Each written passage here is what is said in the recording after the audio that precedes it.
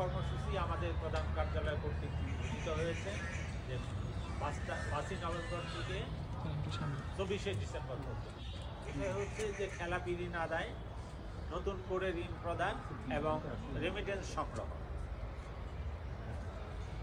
তো এটা খুবই সিগনিফিক্যান্ট বিষয়টা, এটা নিয়ে আমি প্রথম আলোচনা করব পরে।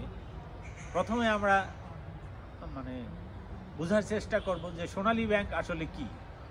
সোনালী ব্যাংক আসলে আপনার ব্যাংক, আমার ব্যাংক। সোনালী ব্যাংক রাষ্ট্রের ব্যাংক। কাজেই নাগরিক হিসেবে আমি সোনালী ব্যাংকের একজন অফিসার হিসেবে, যেমন অফিসার বলবো না, মানে এই ব্যাংকের গ্রাহকদের সেবক হিসেবে আমি বলবো যে আমার দুইটা পরিচয় এখানে। রাষ্ট্রের নাগরিক হিসেবে আমার একটা পরিচয়, সোনালী ব্যাংকের উপর আমার যে হক, আমার দায়িত্ব, আরেকটা হলো এখানে চাকরি করার সুবাদে আমার দায়িত্ব। আর আপনাদের রাষ্ট্রের নাগরিক হিসেবে দায়িত্ব, নাগরিক হিসেবে কি দায়িত্ব?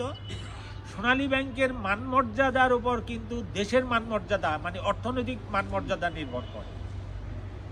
কারণ আমরা বাইরের দেশের সাথে যে লেনদেন করি, আমদানি রপ্তানিগুলো করি, অন্যান্য দেশ আমাদেরকে, অন্যান্য দেশের ব্যাংকগুলো, আপনার পৃথিবীর বিভিন্ন দেশের যে ব্যাংকগুলো আছে তার কিন্তু একটা আন্তর্জাতিক সংগঠন আছে।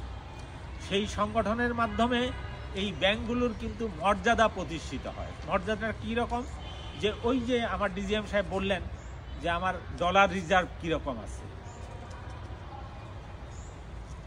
এখন ডলার রিজার্ভের পরিমাণ যদি মানে কমে যায়, আস্তে আস্তে ক্ষয় হয়, তাহলে কি হয়? তাহলে আমার আমদানির ক্ষেত্রে, এলসি ওপেনের ক্ষেত্রে বিভিন্ন রকম সমস্যার সৃষ্টি হয়, আন্তর্জাতিক লেনদেনের ক্ষেত্রে সমস্যার সৃষ্টি হয়। তাহলে আমার ডলার রিজার্ভটা যাতে ঠিক থাকে, তার জন্য এদেশের নাগরিক হিসেবে আমাদের সবারই উচিত হবে সোনালী ব্যাংকে যাতে আমার রিজার্ভটা বাড়ে। রিজার্ভটা বাড়ার কারণ, রিজার্ভটা আসলে সোর্সগুলো আমার এক্সপোর্ট আর্নিংয়ের মাধ্যমে হয়, আর ওই আমাদের যে আত্মীয় স্বজন বাইরের দেশে চাকরি বাকরি করে তারা যে প্রেরণ করে সেইটা তার মাধ্যমে উন্নত হয়। আর ডলার রিজার্ভটা যখন বেশি থাকে তখন কিন্তু আমাদের টাকার মানও ভালো থাকে। আমার ডলার, যেই দেশের ডলার রিজার্ভ কমতে থাকে তার টাকার মানও কমতে থাকে। তাহলে এটা আমাদের একটা প্রেস্টিজের ব্যাপার। সম্মিলিতভাবে আমাদেরকে এইটা মানে তুলে ধরতে হবে আমাদের, যাতে আমাদের এই অবস্থা না হয়। ইতিপূর্বে আমাদের মানে এই রেমিটেন্স কমে গিয়েছিল, হ্রাস পেয়েছিল, কারণ আমাদের রেট তখন কম ছিল। এখন মোটামুটি একটা ভালো রেট দিয়েছে।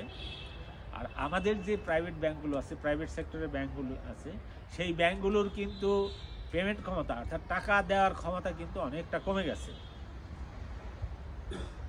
কমে যাওয়ার কারণ হলো এই ব্যাংকগুলো যত ঋণ দিতে পারবে তার থেকে বেশি দিতে